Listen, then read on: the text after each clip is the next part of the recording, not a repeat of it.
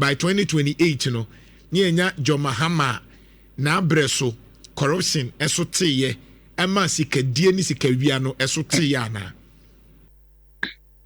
minia we de omampanyin onfa ncheme menini edi nkomo bi na meka but menini permission say meka but onfa ncheme misre na menini di nkomo bi encheye ina medi tu na anim say ohwe ekwan a Ghana for efaso agigi Burkinabe president Emra Oban is sharing in no ohwe ekwan Ghanaians area as against all other democratic leaders omoba empu ya nti omunka enye se born ebo mudi anka enim se omoba empu a nje se Ghanaians are looking for leadership not democracy nti onwe yi na o democracy what means leadership. And me saying so reminding you say minister for I think environment of definitely the one who told Nana Addo Dankwa in parliament say you have taught us how not to govern. Me can say yes. Nana Addo, and I have no doubt with that. Say Nana Addo Dankwa Akufo-Addo has shown us how not to govern, but it is for him, His Excellency John Mahama, to show us how to govern. And yes, idea. Now we're here.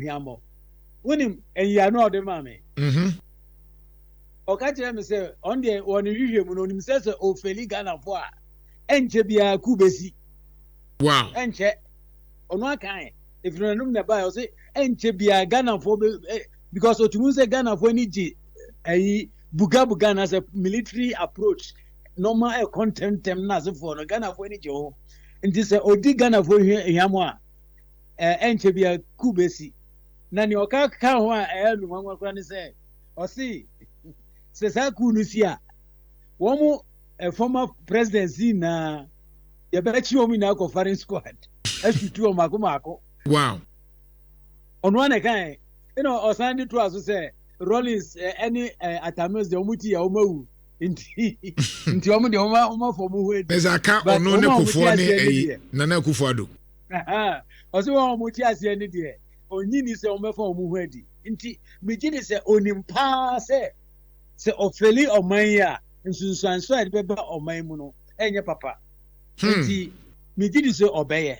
I don't know say bia constitutional review committee ne ehia say o mehia wo na bia sa issue ya ba would you want to perhaps revisit say sa law na ya tum from JJ Breso se wo free so a mfie miensa pe a yenim sa wo kwa abrochira Nicolas Sarkozy ade na okoye no ebe 2007 ho ba bi o yese den chese enye ne kra be 10-15 years ago bi a yese yesusu se kofo bi na nkema ni sika for campaign da no yetimi ama na ekwa akodem 5 years. Would you propose say sir there will kind in your words extremely stupid law no yen sisemu na ye man to say we are president na ubedi dwirima yen fa timeline to so time bia will be sorry who say Nana Akufo-Addo odi sika John Mahama odi sika no ye betimi atwe aso sa akwanya no ba me de beto manim na me kenzo so me de nsem bebre ato manim minim ze o bedi ho adwuma we nyina ka ho. It doesn't sound reasonable to me. Say the 3 million Ghanaians would say if you commit a crime, the law says there's no expiry date. But a few are umunya kwan be ye mampenyin de. Obetime di boni bia ope. Se niti ye na se ofri so na mfemi ensa. Ya franco si ango jira asem dibia inde jese wenya ne wa adi enya asema Thomasum ina nsem bebre ina me no mabobo so na owura kwesi prempa oti dwomu emangrofo menene kasapa nti we asema yedi hu nkomo. Right, I'll be glad we dey eba mani beje pa the issue of galamsey so ya de mega see ya dear. Yeah, dear. You mega see ya dear and say. Galamsey, any corruption, no. I quite say, Sabu, who Nana Jantua, Ujina bucket mu, and I say basket man, I say bucket. Now, you see, also, and I say lift yourself up with the bucket. It is your weight which is keeping the bucket down. So I don't know how you are going to lift yourself. A two vonia kitechia bo or my Ediafa Galamsey sono. One years I show many more. This is a Yamia Dom. Now, Omo imagine say a fed or massacre. Say Yaka Galamsey a semina. Ayana a be ensheda en tiasia papa. Omo de any brain in our share a union rantiene mabawa. Omo share a form hall 8222 a good year no. Omo kwana ya yeni eshe omo. Yani every free and say, ye misa say, excavators no why na import back or memo. Almost your office, almost your coat, air conditioning room, won't cry any kumase. Bisa on say, cyanide, any mercury na se for omni processing good, no. Wine and a cra ediba or memo. Me just okon moko hu kwarana. Now bisa on say mercury, a hine free, a big nim acquire faso eba or memo. Nti atum for na ketechie na hyasie nti se ye bet mi ayama ya so Galamsey ya no a eye pa se abande asojafo na asefo akonwure mu epam nkwara no eye onchi omo empam wona ye nso aninte nso so be hia nso se atum for na ketechie omo hye akire no ye ma ye niko omo so se would cyanide what record no ye ko a customs a ye be hu se mfie be du anas mfie be enum enuma etwem koi wo na najantoa wo de cyanide anas mercury be so many tons e ba kruimu e se o cheche mu juma odi se ye die no akira ye betimi anya the actual corporates e be so ano because se excavator e mabio na mercury ni ho na se for wonsan kan minyi se Galamsey na betimi akoso min kire se nia omode ye legal mining no eno so member but we can trace it. There was something we call audit trail from the import to the receiver to the distributing chain. You betimi atrace ni na say e be move 50% and 60% na ye didi juma papa na ni aka no na ye de boy ye de say ye mine no e say e so no ano e so no kuzi say yenso any beti enya sa ye nyina bewu so me no ni na aduane a wudi enso a wonum na zefo na heavy metals e wo ndi yeku ye ho ndi ji say aban eye na adwen say emfa ho say wo ye opposition emfa ho say wo kama aban ho mi nsaka nko ade a me no bedi say yanye ne sa which is the same system I'm talking about. But Ghana no Kronubia announce Bonibia it depend upon say we are politician kwandia ubone no ubetimi akuni pampo wa ohia say ukaya ebinuma wu na no korane de amanyo sem say kono sadia enye ye minia John Mahama obetimi to corruption ase very easy kura obetimi atu na akwantu a na njisha ode tu kwemu no eye pa ebetimi abrek corruption ase but wo menhwehwe mu no akakra akade bi o hono ma enim na se emfasa akade na nka ho a minyini se obetimi aye amana yeye if you say corruption no enya de obetimi dis etuo ni sikan akọ fight no wo de mra ena fight no nti menhihye wo madwem no ye won hihye ba ko mienu bi a ese de tukwam one the proof reverse burden or what we call unexplained wealth and hihye bi wo emremu a se ekoba se me Marketia aye 20,000 bosome. Ninja se afimuni na marketia be 240,000. Na ma ejuma 1 year. Ye be na me 20 million at my account mu a. It me as some it me church mu kwa me fa so nya sa 20 million no. Na se mantimi anchire kire mu dia. Ninja se mabokro no. That is the reverse burden. I, the accused, must prove how I got that wealth. Some run any Ghana. Kakrebi no Ghana. Minga say any Ghana kra. But kitu abi o. So here Article 286 Clause 4. As it says, if you declare your assets and your subsequent declaration, the increase in wealth is not in tandem with your income or gifts or any other known sources of income, then you have acquired that assets contrary to the Constitution. That is the unexplainable wealth. And I was called Money Laundering Act, Section 1, Subsection 3 in Suswa. As is Occupy, what do you call it, YOCO, that is Economic and Organized Crime Office. Investigate you on money laundering. Na se wo japade bia ye de tu uketua na se for ho a enko a nje se you are guilty of money laundering.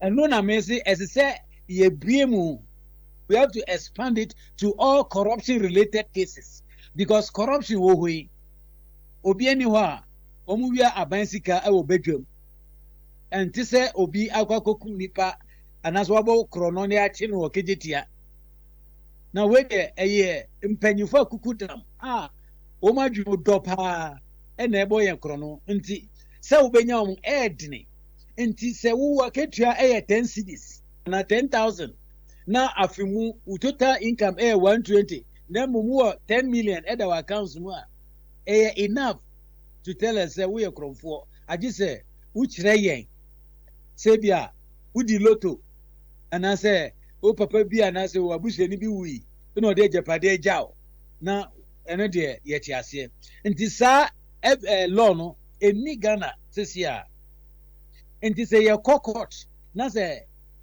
police ni ana say prosecutor ena be prove say Daniel 10 million na dan account mu owia ya pa nti enye easy eno ye 1 2 what we say obi bokro no anase owia amoman sika krono america na corruption o memfre corruption theft enti obi ewia aban sika na ye de ne kogina court a unim say asem ye ni mani enwie ntem ebi a fie bebre ebi a 4 years 7 years ne ye da so ya enti akronfo no oni omo lawyer for ehisha anaso adwe ya na ewo mo etrimu ni se won betwi asen mu tan won betwi ni saa kosi se aban besisa uti ya na nsen yan enche bia na eti se nolly prosecutor aban se onye interested in some cases anymore nti eno so me stress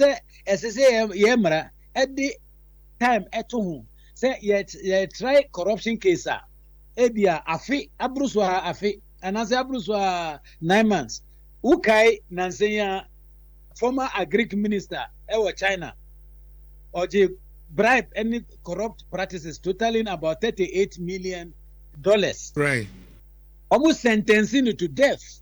Now that trial now ended up in death. No, it was done in only 3 months. Busum yansa Sechana voin busum yansana ye de yabon ye ntimi nya ne ntem kura ene ye ma hu busum nsian ana say busum nkrompo ana afi but Ghana ye be die kire sa afi a friend say so aban sisan nje say asem so asisan na akwakosi na wiye. That's interesting. Afen so say wo pese wo clean a friend say wo pepa ensuo every day mu a wumwe tap ensiso na unkoso empepa who close tap no first me boy. So if you want to wipe the room, you don't keep the tap on, you must close the tap. One of the institutions I bet me boying pa ewo memu internal auditors because one more professionals to say external auditors, but one more 24/7 they are in the MDAs and I say friends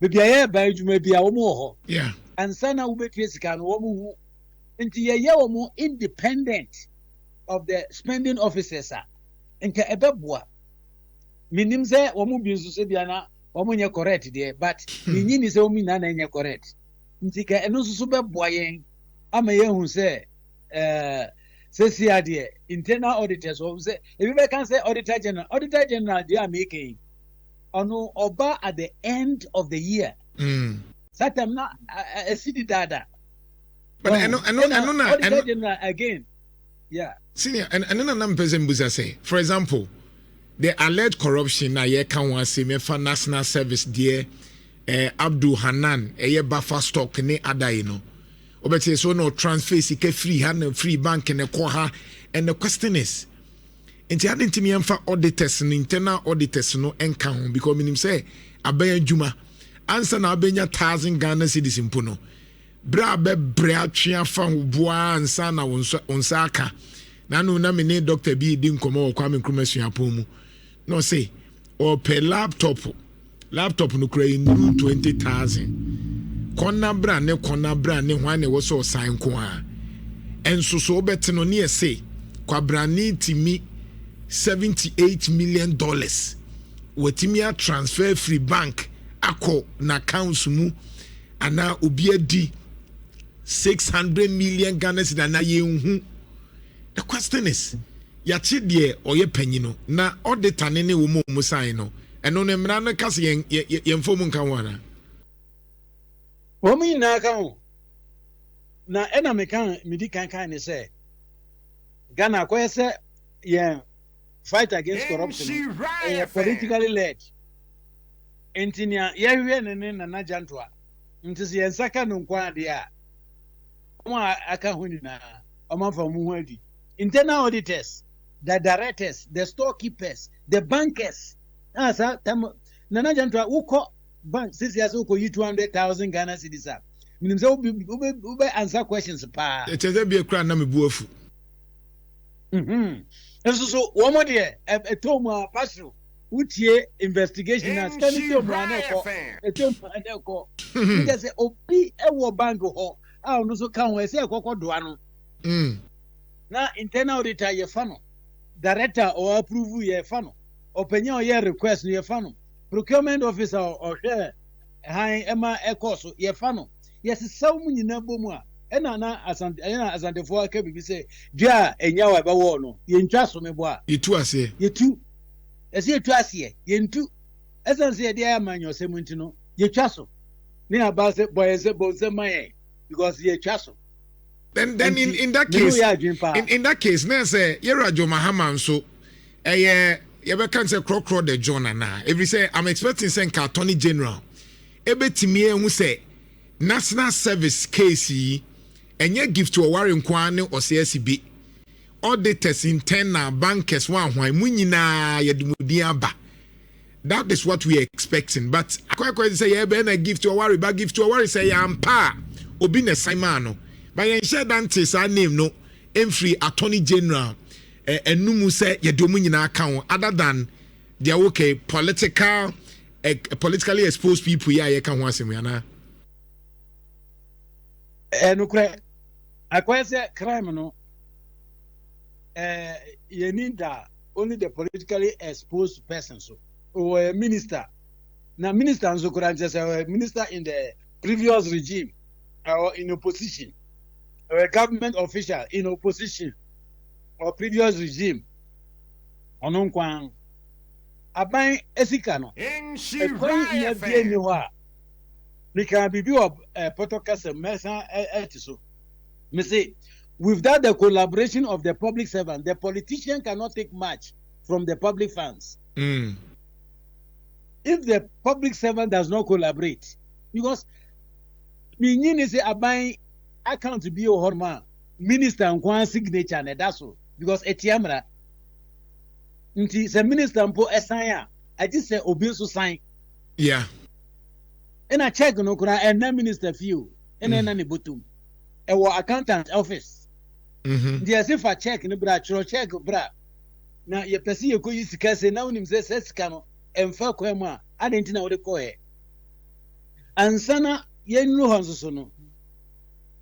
Na a friend saying mpanyimfo a wɔn adwuma mu obi a certify unim payment voucher PV ata payment voucher no so a signatures egu so nyagoro be say 15 20 we approve now we are recommend now we approve akronfo nko a ndi ye pese ye tuasia ase ye hwehwe mu nyina echi wo mu bomu ebi onko gina asendibia no na beba man for aye ahweyi.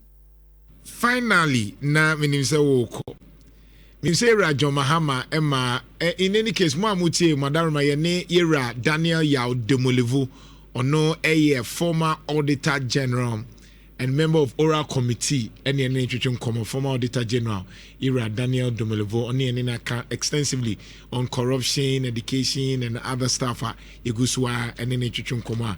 So far me ati ase say corruption fight no as I grow ni edi yebetimi ayi ni ye current one now wa my boss wa me ehunu ni say ye kase panyi bi adisika obi ne sign ma no nti nke achi ani achi omu nyina bom wa bo wanze achi esorofo ne ketwa bi na de onu wia no de bi obegusu awia na obo amankofo e no che say omo wo ho eye internal auditors accountant na sefo eso omu wia na omu so pe bi adidie omu so be force but senior finally mpese mbusa ebia Yera John Mahama na sese ono nso wasachira sese o say corruption no ono no de no eso bete anaso obetu ase ba ye wonkofo bi omu nso bre ye yi sikade ye campaign ene enyina anim say political financing no obi a woni interest say minko yi sika 10 billion emma wo meye prr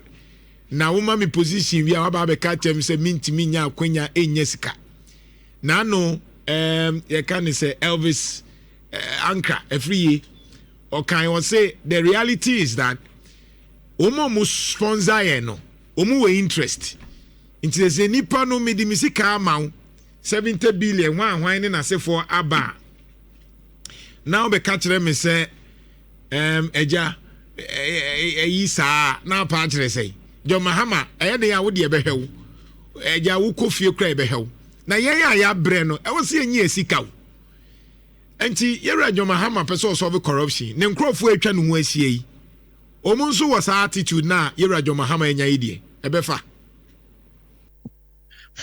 asem no o de abaye o asem pa no we wakobot because yen corruption ne far by na your political financing because utie ya almost ansana obetima be MP no sika obehia e dey campaign agro na president dey ebro adwene entiase so na obedi sa $20 million ana say 100 million Ghana cedis ema na say oba ba mu a obetumi ahwe ne sa anu ye no eye 2 metumi aka say an e na dabi na mechechire mu say sa democracy is not limited to Ghana and it's not limited to only Africa. Party financing is a worldwide problem. It's not only in Ghana and it's not only in Africa. The challenge is that how we address our financiers is the problem. How we address our financiers. If you go to the US and you go to the UK, etc., I can authoritatively say that they also do party financing. But how do they repay their financiers? And the same public procurement process here. So they can award you a contract to say, do dollars Accra to Tamale. So when your profit 1% there, so 1% is more than enough to cover how much you spend on the party. And our approach in Ghana, no any problem. If you actually provide the service and you make profit out of it. That profit or the margin is what you are supposed to use to compensate yourself. And yes, when you may be an assistant cratam or said, ura yourself not for muye. Now, ye trace come out. Auditors say for a juma muye browse would be a national security issue. Oh, and to say yes, sir. Now, me kana obi ka kire me emi o meeting bi ase outside Accra Ghana me ntumi nkyerɛ baby a me meeting no na me kɔbɔ ase mi so na obi ka kire me say sa 1 or 2% na America no ɛno na yɛde adwuma wɔ Africa na 98% no yɛagye ahyɛ yɛbɔtɔ mu nti na ɔman nkɔ so no nti it is just the mindset and the methodology or the approach. Because obieni wa or business onya profit. And the contractors are big pushy. They are all going to make profit out of their job. And the juma now we jumano now unya emu profit editia sa finance in a car and hardly. The problem ne say ye buy near tamsika near the amount. Unya juma pianso near the amount. Any problem no? Interesting. So political financing is a challenge. But the way we address it in Ghana is the problem. It's not that we cannot satisfy. In fact, I keep arguing that the two are not mutually exclusive. The two are mutually inclusive. You can satisfy your investors whilst providing quality service to your people. Value for money. Because see a business a Kwame so SC KNUST and a Kwame Nkrumah University a war baby away. Everybody will tell you that the estimate is between A plus this or minus that. A range and yet fixed amount. And see sikana say within the range any problem. But yendi say university na yensi yes it is scanning ama oniano. And any problem. It is the methodology or the approach and the mindset.